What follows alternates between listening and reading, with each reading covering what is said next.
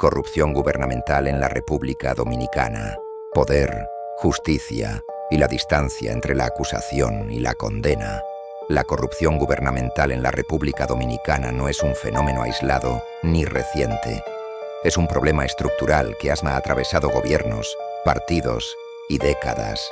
Lo que cambia con el tiempo no es su existencia, sino la forma en que se investiga, se juzga y, en pocos casos, se condena. Durante años, la percepción ciudadana ha sido que los grandes casos terminan en impunidad, mientras los procesos se alargan hasta desgastarse. En los últimos tiempos se han visto avances importantes en investigación y judicialización, pero el balance final muestra una realidad compleja. Muchas acusaciones, pocos desenlaces firmes. Este texto analiza los principales casos de corrupción conocidos en el país, qué ocurrió en cada uno y cuál ha sido su resultado ante la justicia dominicana. Capítulo Brain. El caso Odebrecht. El mayor escándalo que terminó sin condenas firmes, el caso Odebrecht, marcó un antes y un después en América Latina.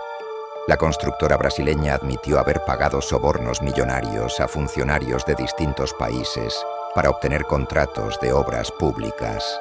En la República Dominicana, el escándalo generó una gran expectativa social. Se procesó a exministros, legisladores y empresarios. Durante años hubo medidas de coerción, incautaciones, juicios y una intensa cobertura mediática. En 2021 se dictaron condenas en primera instancia contra 2 de los acusados principales. Sin embargo, tras recursos y revisiones, en agosto de 2024 la Suprema Corte de Justicia absolvió definitivamente a los condenados, al considerar que las pruebas no demostraban de forma concluyente los hechos imputados. El resultado final fue contundente. El Estado dominicano no logró una condena firme por los sobornos que la propia empresa confesó haber pagado. Esto dejó una profunda sensación de frustración social y reforzó la percepción de impunidad en los casos de alto nivel. Capítulo 2. La red de borrado de antecedentes penales. Corrupción interna con condenas reales. A diferencia de otros expedientes, este caso mostró un desenlace distinto. Una investigación reveló la existencia de una red dentro del sistema judicial que se dedicaba a borrar o alterar antecedentes penales a cambio de dinero.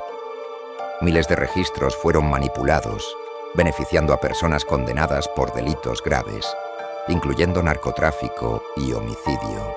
El esquema involucró fiscales, técnicos e intermediarios y quedó sustentado con pruebas técnicas, registros digitales y testimonios.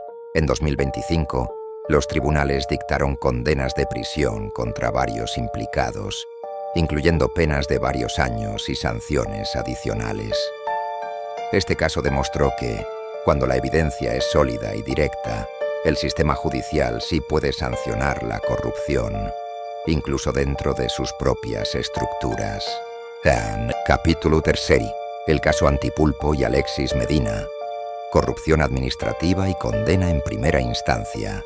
La operación Antipulpo destapó un entramado de empresas que, según la acusación, se beneficiaron de contratos públicos irregulares mediante tráfico de influencias, sobrevaluaciones y uso indebido de fondos estatales.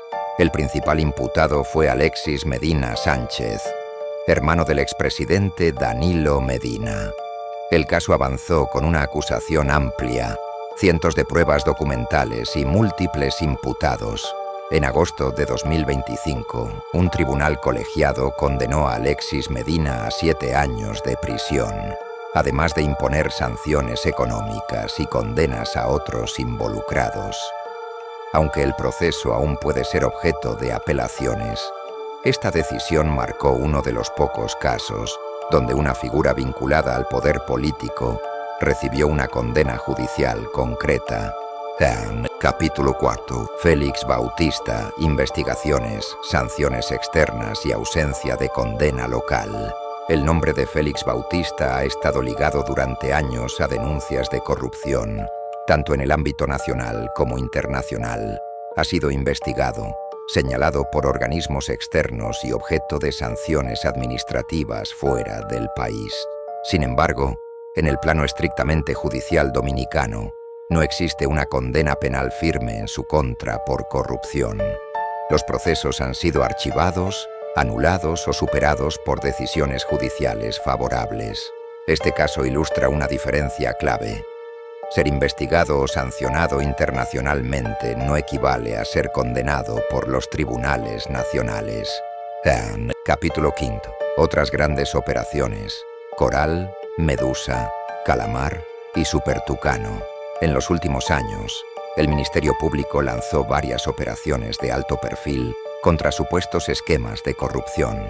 Coral y Coral 5G, relacionadas con desvíos de fondos en cuerpos militares. Medusa, vinculada a la Procuraduría General de la República. Calamar, asociada a exfuncionarios civiles. Supertucano, relacionada con la compra de aviones militares. Estas investigaciones produjeron arrestos, medidas de coerción y acusaciones formales. Sin embargo, en muchos de estos casos, los procesos aún no han concluido con sentencias definitivas o siguen estancados en fases intermedias del sistema judicial. Conclusión general. El análisis de los principales casos de corrupción en la República Dominicana revela una verdad incómoda. Hay más investigaciones que condenas, más escándalos que sentencias firmes, más ruido mediático que justicia definitiva. Existen avances reales como las condenas en la red de borrado de antecedentes y el caso Antipulpo, pero siguen siendo excepciones frente al volumen de denuncias. La lucha contra la corrupción no se mide por arrestos ni titulares, sino por sentencias firmes, sostenidas y creíbles. Mientras eso no sea la norma, la desconfianza ciudadana seguirá siendo el verdadero veredicto. La corrupción no se tolera, se castiga. No más excusas, no más privilegios. El poder que roba traiciona al pueblo. Exijamos leyes firmes, justicia real y consecuencias iguales para todos. Callar es permitir. Basta ya.